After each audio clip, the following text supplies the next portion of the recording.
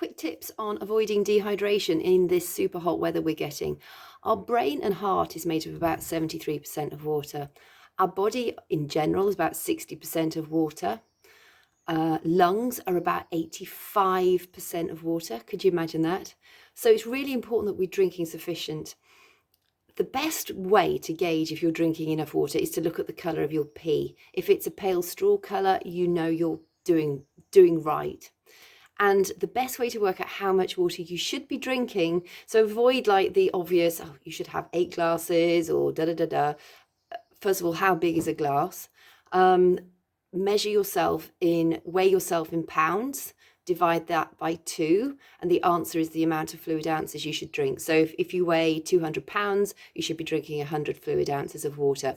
But the pee test is probably the most precise. If you are on meds, it can alter the colour of your pee, so just bear that in mind. And if you've eaten things like asparagus, it can make it quite yellow. If you've eaten beetroot, it can make it a bit pinky. So just bear that in mind. But on the whole, if it's pale straw coloured, and if you're sort of drinking around about half your body weight in fluid ounces, you should be good to go.